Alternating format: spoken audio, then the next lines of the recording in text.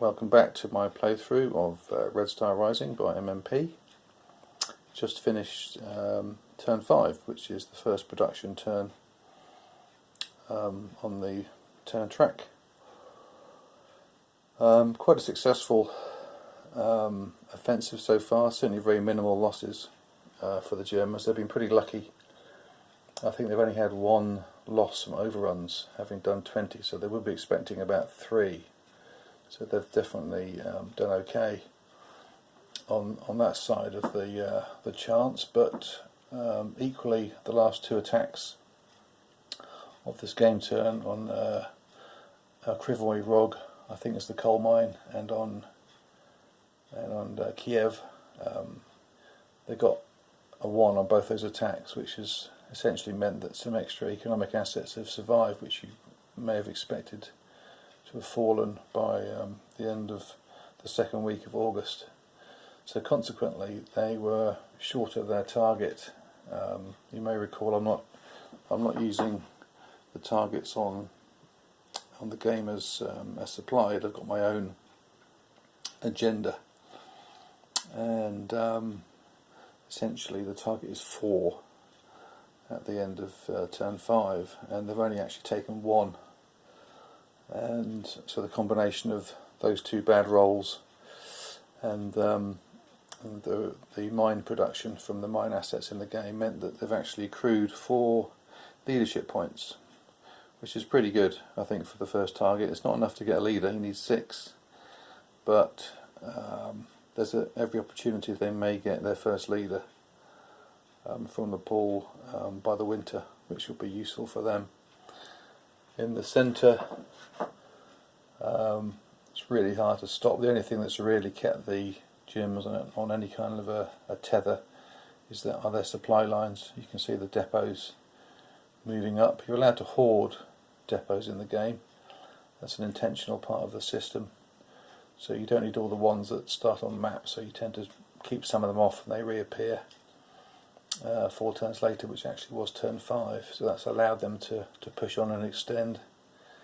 You can see Moscow is just here, but the last few turns there's been a number of armies that have turned up, so these have started to bolster the position around here, and it's just starting to firm up slightly. There's still a couple of turns of, well, one more turn of good weather, and then the first mud turn, and then the snow, so maybe it's the end of the initial fun time for the Germans, but still looking pretty threatening. And around Leningrad, they're breaking over the little river. There's only a single Panzer Corps to give them some Zoc to Zoc options. You see the first fort. I use forts in my game system. Only on production turns. That's the first one. Those that play other games may recognise that as a hedgehog marker from the OCS series of games. So that's a 020 unit. 1 step, just gives 2 defence points. I'm not using any Zocs now for those. They need to be occupied to project a Zoc. But it just gives them a little bit of a decision to make every production turn as to where to put these valuable forts, just to help support the line a little bit. So maybe Moscow might be the next one. You can place them within 2 of a major city or 1 of a minor city, but not in an enemy Zoc, even if it's contested. And there's been a bit of toing and froing up in the north. The mountain corps both shed a battle group with a view to pushing them down through the middle here. Sorry about the reflection. I thought it was worth committing 1 HQ here. They're trying to get the other battle group, because the first one actually died out of supply. It was a 1 in 6. So that was their turn to be a bit unlucky, as opposed to the overrun rolls. But the other battle group is trying to get through to this railway line to isolate the ports, because the next turn or the next production turn, it'll be a 5-3, so the 3 relates to the port contribution. It's my understanding, if anyone's wondering why only certain months have got the 2 numbers, it's my understanding that the ports tended to receive more Lend-Lease during the autumn and the winter months, not so much over the summer months. So these have just got a single digit on them. But when the days were shorter, and from my understanding, that's when more convoys sailed into Murmansk and Archangel.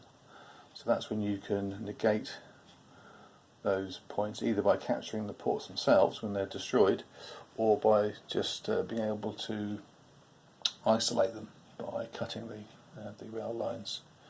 So that's the objective of that battle group. It may need some support. The Russians may be able to get something in there just to stop that particular operation. But it's going quite well. It's I'm enjoying it. It's playing fairly quickly. I'm pretty much sticking to the original rules that I laid down quite some time ago.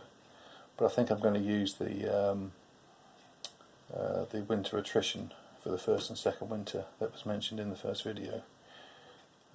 So that'll start to kick in fairly shortly. We've got a couple more turns until the start of the first snow turn. So there you go, and to be continued.